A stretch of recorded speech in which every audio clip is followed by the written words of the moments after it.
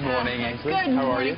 What'd you So think nice of to see the beauty among the thorns. Oh, you were so Thank sweet. you. You talking about Brian or me? He's talking about us being thorny. Geraldo dusting off the lines. Doing so well for you in the past. We talked about the 80s. What'd you think about the court ruling, the Ninth Circuit Court ruling against Donald Trump? You know, Ainsley, I thought it would come down that way. I predicted it would at noon yesterday. It just seemed to me that if you heard the audio feed on the arguments, the Attorney General, the U.S. Attorney General did a bad job in presenting a case for any urgency. Why do you urgently need this? In other words, if the Trump administration had evidence that Abdullah was coming in next Wednesday and he was going to blow something up, they didn't present any of that type of evidence. On the other hand, the state presented very vivid evidence of irreparable harm. What was it? Children that needed operations, families that had been separated, state-funded university students who were missing their classes. Yeah, they straightened out the green card thing, and they would have been, and they were done after that, though. They wouldn't have been affected. But Geraldo, having said that, what's the best next tact to go from here? Well, let me just say that I believe firmly, as I sit here this morning, that the Trump administration will lose in the high court. And the closest it'll be is a 4-4 vote, a 4-4 vote, a tie. The tie goes, takes the circuit court. But the president has special powers when it comes to immigration. The president has special powers, and what I would do, I could go upstairs right now and write you, I believe, an executive order that accomplishes... Well, just tell us the high points. So redo it, and you would have Craig do it. What are your high points? I think that you have to be much more specific, rather than a blanket ban on refugees. Is Abdul or any of his associates a known member of ISIS or Al-Qaeda or Al-Nusra? You know, do we have documentation on Jane from birth until now? You know, you can draw an executive order specific enough, I believe, to satisfy the constitutional requirements. But my sense is, and watching the president's response to the court and some of the negative things he has said about the court, the Trump administration will insist, it'll be parallel tracks, I predict. They'll insist on seeing this appeal through to its bitter end, and then the trial. At the same time, I think he'll draft a revised executive order. Geraldo, he has accused this court, or the court system, of playing politics with our national security. What do you think about that? Because he's saying they're not listening to me, they're not listening to the generals, and the left is putting this in the courts. And meanwhile, all these terrorists are going to be able to come into our country. You know, it's interesting to me, Ainsley, that you like judicial activism when they're active on your behalf, and you don't like it when they're active against you. An example. Example, the Obama executive order expanding the DREAM Act to the parents of the children who've been brought in at an early age. What does that have to do with security? It has, I'll tell you, but let me finish to give you the end of that particular story. So what happened is the Republican state attorneys general sued Obama and said, you don't have the authority, you don't have the executive authority to expand the DREAM Act. That's a legislative function. They went to a court in Texas, a very red area in Texas, and they got a judge who agreed with the Republican state attorneys general, and they stopped Obama's expansion of the DREAM Act. So there, Republicans applauded because Obama had been stopped from using executive powers, and now Trump has been stopped from the same thing. But what you're doing is you're talking about the merits of the entire executive order, whereas what they were supposed to do, they were not going to judge whether or not it was constitutional. It was simply whether or not the temporary restraining order was proper. That was the whole ball of wax. The problem was they implemented that thing in such a sloppy fashion. You know, the hearing with Judge Robards was only 15 minutes. They're basing our national security on a 15-minute argument. But the court is saying, are they really basing it on national security? Where is the evidence that national security was at risk? Isn't this about national security? But in theoretic terms, Steve, but you need a specific danger. You need to show evidence-wise. The danger is when John Roberts' fear is that they came from this town where stuff is always going on.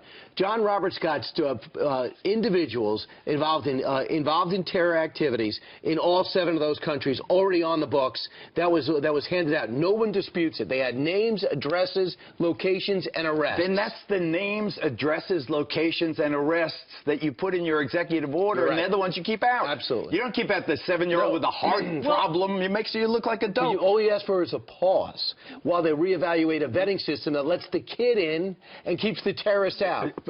I understand that you want to make a partisan point here in a lovely and appealing way. What I urge you, you cannot mischaracterize what I'm saying. What I urge because Senator Schumer said the same thing. Do you want to that you have to vet these people? Do you want to protect the country against yes, you have to vet effectively. Do you want to protect them and he wants to vet effectively. Do you want to make a political point? What political point? Political point is everybody is banned as of 5 minutes ago. We're going to stop that. I know you're at the airport. Don't get on the plane. Oh, you're in the plane. Turn the plane around. It was so sloppy, Brian. It wasn't designed. It wasn't designed to protect the country. It was designed to make a political point. No, it wasn't. The judge busted him. No. He has this thing about not having people die by a terror attack. Like if you're on 23rd or 29th Street on a Saturday night.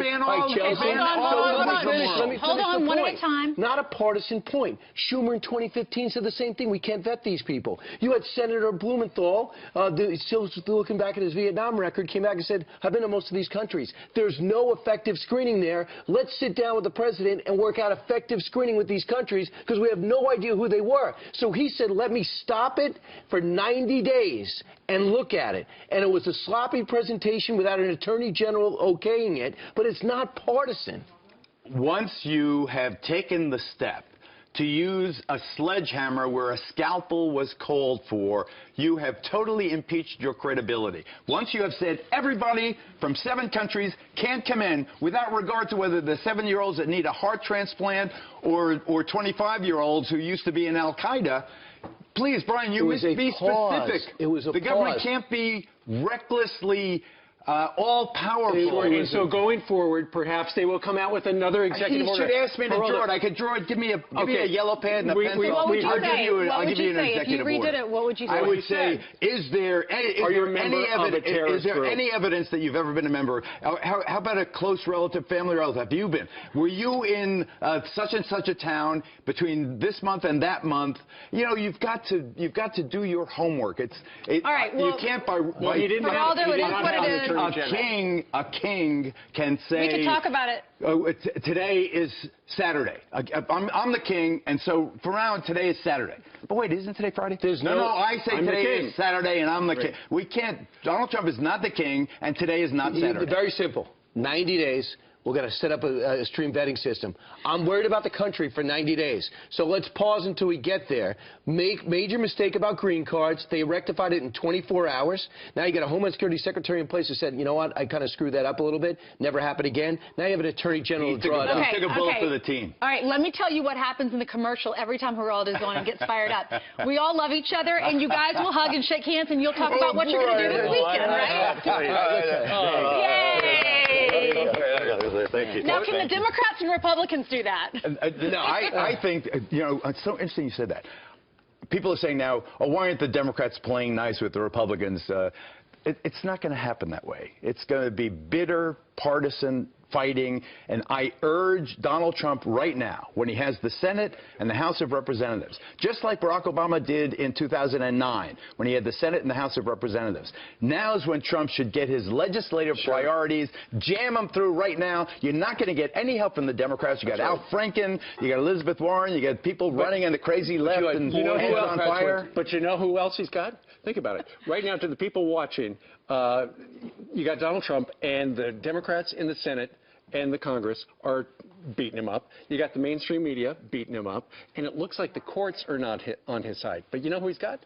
The people who elected him. And according to the Politico poll that came out yesterday, a majority of Americans support this ban. More people support this ban than voted for Donald Trump.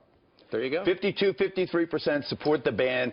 Just do it in a way that is crafted with some thought. Redo it. Redo it, resubmit. An executive order is just a piece of paper. He's the executive. He just throws this piece of paper out, get a new piece of paper. Absolutely. Start again. Right. Don't throw that away. That shows us what's next.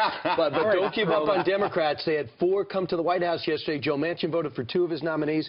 Manchin, Tester, Heidi Heitkamp, and Joe Donnelly. That's 4 in particular that came over and had great things to say. I didn't see it. I was out shopping for Ivanka shoes for my daughter. Yes. My daughters both have them. And Great shoes. They are great I bought it for my daughter and 4 of her girlfriends. I really did. I looked on Amazon. Not yesterday. But I looked on Amazon. I give my support. She gets screwed by those people in Celebrity. They came on Celebrity Apprentice, Nordstrom. Yeah. They came on Celebrity Apprentice. They were so excited about Ivanka selling shoes at Nordstrom. It was the first store in Manhattan. And then for them to stab her in the back now is so very upsetting. To say it's all about sales. It's all about sales, BS sales. BS. I want to see the numbers. So that's your message to Nordstrom? My message to Nordstrom is you're going to lose my business to Macy's and Bloomingdale's because I'm buying Ivanka shoes, and I don't have any conflict of interest because I'm not in government. And they don't come in wide widths, so and they to buy them. You look great in them, too. And she did not do these shoes. No. Thanks, Nobody's Geraldo. going to take credit for that. Nobody. All right. Have a good weekend. You and Brian are hanging out tonight, I'm sure, right? Thank you. All right.